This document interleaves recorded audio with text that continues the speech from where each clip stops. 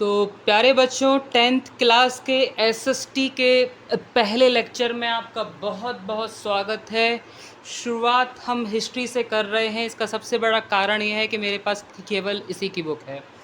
ठीक है, तो सिविक्स, ज्योग्राफी और पॉलिटी, सिविक्स और पॉलिटी एक ही चीज़ है। इकोनॉमिक्स जो है वो हम बाद में करेंगे। तब तक के लिए हम हिस्ट्री से शुरुआत कर चुके हैं। तो हिस्ट्री में आपके कुल 7 चैप्टर्स के आई गेस आपको हैं। मैं सबसे पहले आपको आपकी इंडेक्स दिखा दूं। फिर पहला जो चैप्टर है उस चैप्टर का नाम है rise of nationalism in Europe. ठीक है, आप देख पा रहे होंगे rise of nationalism in Europe. तो इस चैप्टर में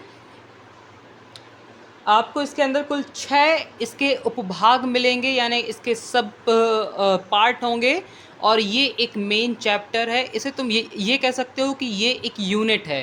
यूनिट 1 2 3 4 5 6 एंड द 7 8। ठीक है, तो इस प्रकार से पूरी बुक में आपके कुल 8 यूनिट हैं।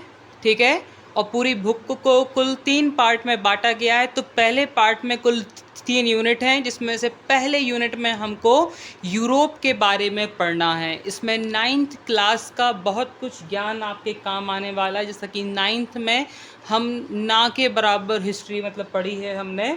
तो अभी जब मैं 9th क्लास के वीडियोस डालूंगा तो आपको भी लिंक दे दूंगा, तो आप लोग वहाँ से उसका रेफरेंस ले सकते हो। वैसे उतना कोई रोल नहीं है। ठीक है, अगर तब भी लगता है तो आप 9th क्लास को और 10th क्लास को साथ में थोड़ा सा देख सकते हो। ठीक है, तो इसी तरह से फिर 2nd यूनिट में हम इंडो चाइना के नेशनलिस्ट मूवमेंट के बारे में पढ़ेंगे। आपको जान के बड़ा ताज्जुब हुआ कि 1949 तक इंडिया की ही तरह चाइना भी कुछ यूरोपियन शक्तियों के अधीन था, यानी कि उन पर एक डिपेंडेंट कंट्री थी, जो कि 1949 में आज़ाद हो गई। आज़ाद होने के लिए वहाँ पे आंदोलन होते हैं, कुछ राष्ट्रवादी आंदोलन होते हैं, उनको हम नेशनलिस्ट मूवमेंट कहते हैं। तो 2nd यूनिट में हम उनके बारे में पढ़ेंगे और 3rd यूनिट के बारे में हम पढ़ेंगे इस यूनिट में अबाउट नेशनलिज्म इन इंडिया। जैसे आप बाजू में देख पा रहे होंगे, यहाँ पे मौलाना अब्दुल कलाम आज़ाद, जवाहरलाल नेहरू और हमारे प्यारे बापू मिस्टर मोहनदास करमचंद गांधी आपको देखने को मिल रहे होंगे। तो इनके बारे में हम और ज़्यादा पढ़ेंगे। ठीक है, तो पहले यूनिट में क्या है? पहले यूनिट में इवेंट्स और प्रोसेसेस के बारे में दिया, पहले सेक्शन में क्या है, इवेंट्स और प्रोसेसेस के बारे में दिया हुआ है कि क्या कौन सी घटनाएं हमको जानना चाहिए। ठीक है, और फिर इसके बाद हम अपना पहला यूनिट स्टार्ट करेंगे, which is the rise of nationalism in Europe. तो आज से यही स्टार्ट होगा। तो ये रहा आपका section A, the event and the processes. सबसे पहले इसमें यूनिट 1 है, इसका नाम है rise of nationalism in Europe. ये यहाँ पे लिखा हुआ है, the rise of nationalism in Europe.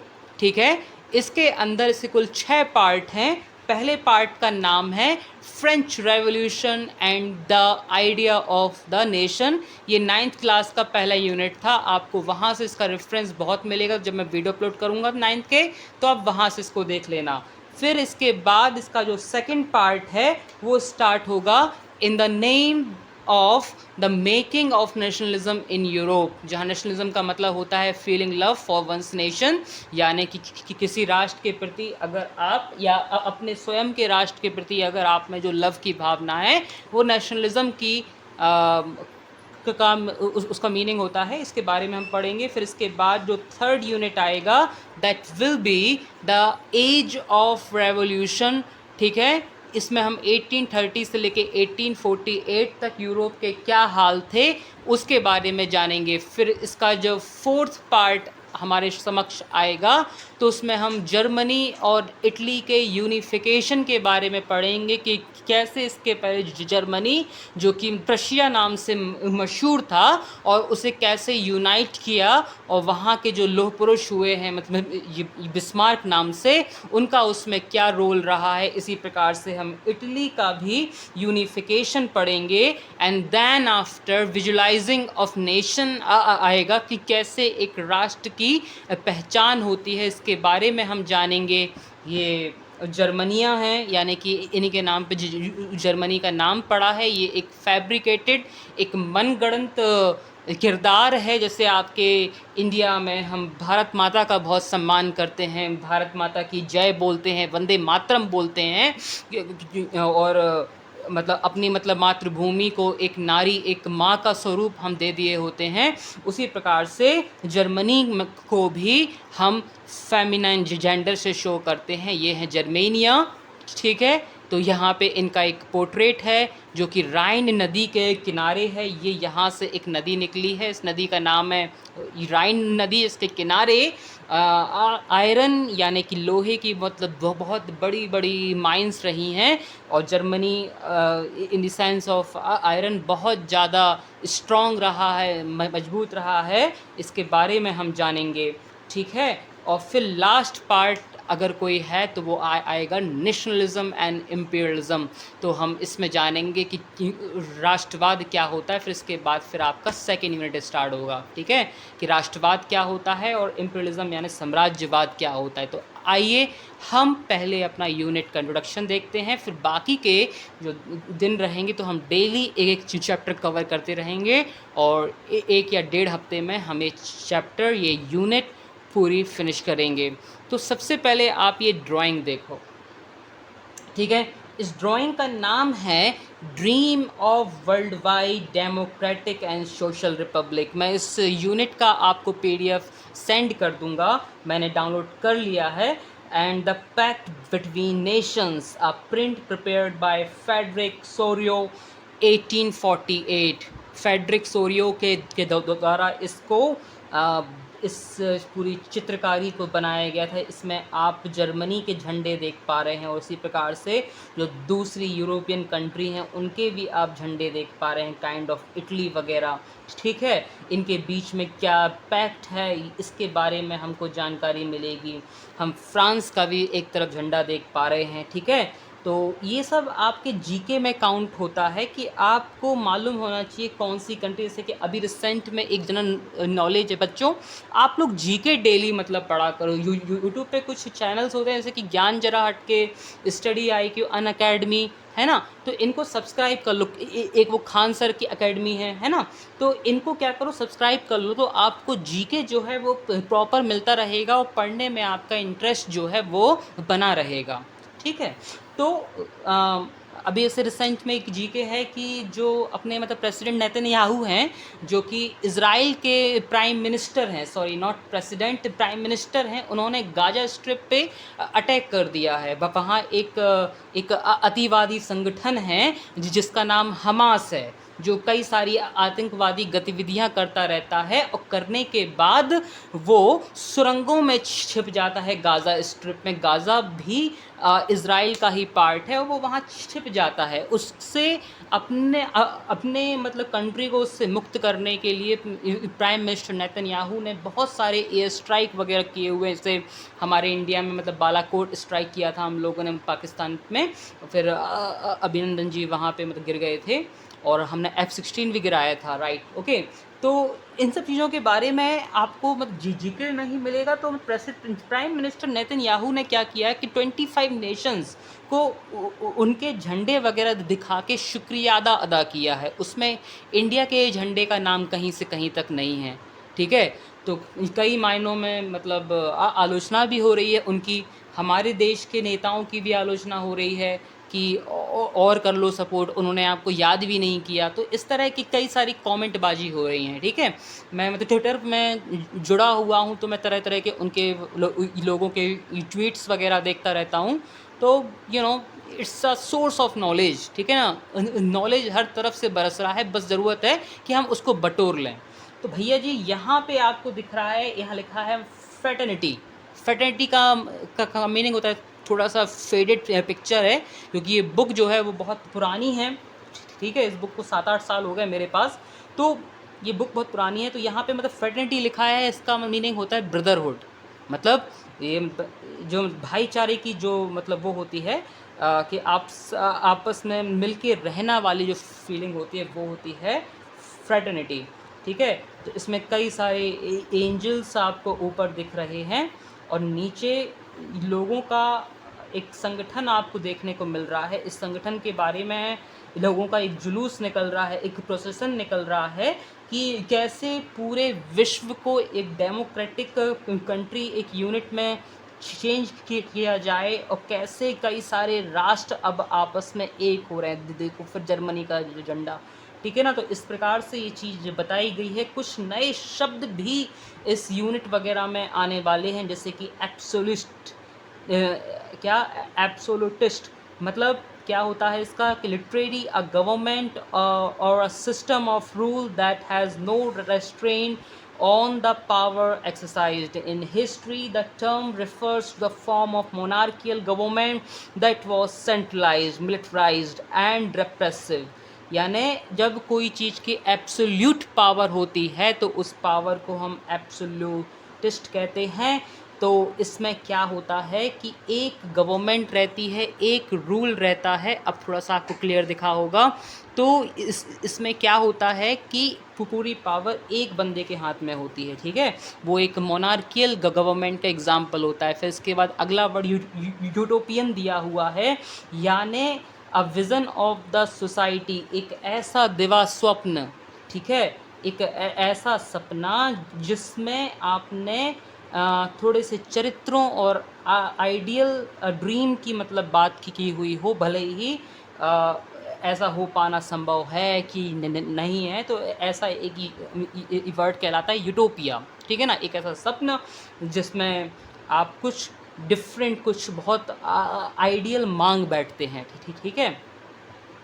तो राइज़ ऑफ नेशनलिज्म जो है वो हमारे इंडिया में जब मिडाइवल पीरियड ख़त्म हो रहा था, औरंगजेब की मृत्यु हो रही थी, तो वहाँ से स्टार्ट हुआ था। 1707 में हमारे इंडिया में भी क्रांति चल रही थी भाई। कैसी वाली कि जो मुग़ल एम्पायर था वो डिक्लाइन हुआ था, इसके बारे में आपने पढ़ा हुआ है, ठीक है। ये 1848 की ड्राइंग है। तो भैया यहाँ लिखते हैं कि फ्रेंच आर्टिस्ट रहे हैं फ्रेडरिक सोरो, उन्होंने एक 4 प्रिंट का एक पूरा सीरीज़ बनाया था, उसमें से एक यहाँ पे दिया हुआ है। उन्होंने इस सीरीज़ की, इस पिक्चर को उन्होंने नाम दिया था डेमोक्रेटिक एंड सोशल रिपब्लिक, यानी जनता के द्वारा किया जाने वाला शासन। अगर आप देखें इतना बड़ा हुजूम वहाँ नहीं निकल रहा है, ठीक है। और एक ऐसा गणतंत्र जिसमें पूरा समाज, चाहे वो कोई भी तबके, कोई भी रंग का, कोई भी लिंग, जेंडर वगैरह का हो, सब आपस में मिलके पूरे उत्थान के बारे में बात करते हैं, पूरे राष्ट्र के बारे में बात करते हैं। तो ये फिगर 1 में उसका पहला प्रिंट बताया गया है, ठीक है। इसमें यूरोप और अमेरिका के जो लोग हैं वो आपस में संगठित होकर हमको दिख रहे हैं, ठीक है। मैन और विमेन भी इसमें शामिल हैं इस पूरी ड्राइंग में।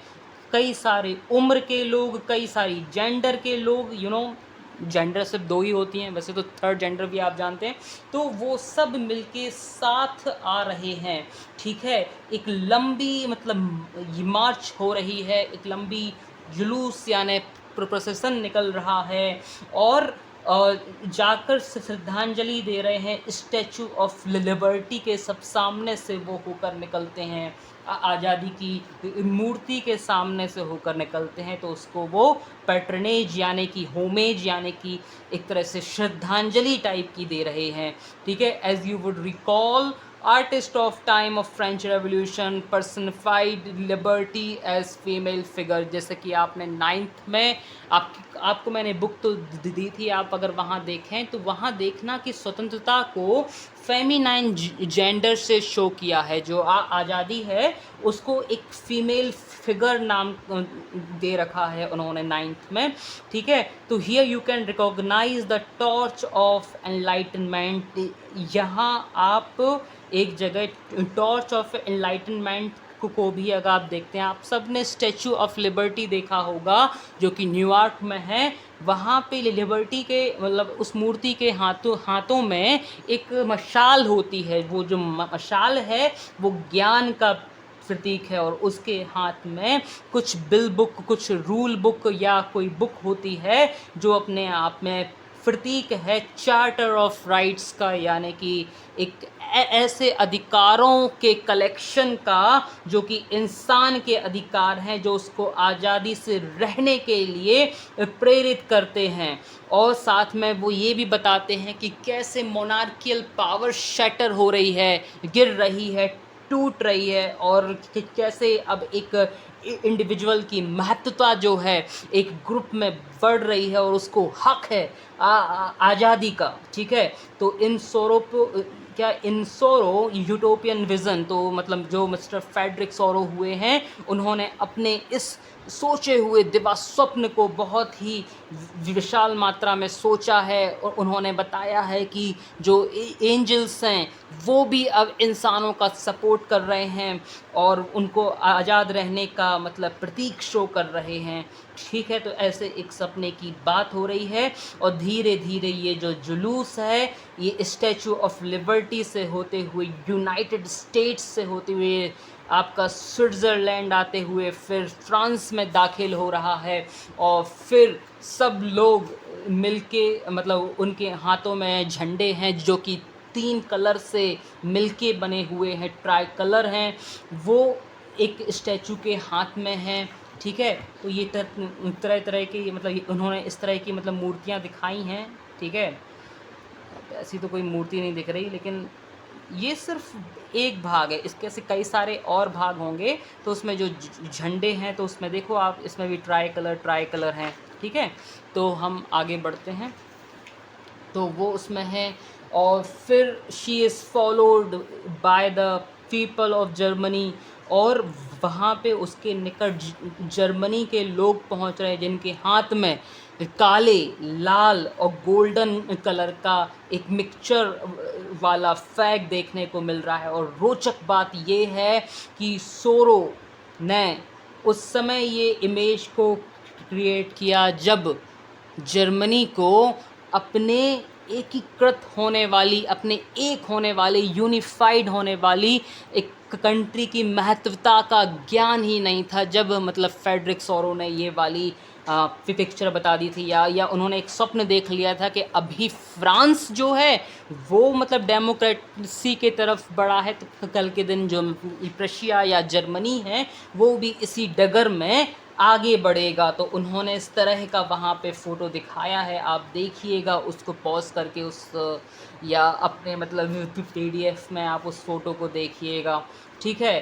फिर इसी में जर्मनी में जो रहने वाले लोग हैं उन्हीं की भाषा में कहीं बहुत कुछ लिखा हुआ है उस पिक्चर में, जो कि उनको डेमोक्रेटिक कॉन्स्टिट्यूशन बनाने की तरफ प्रेरित करता है, ठीक है।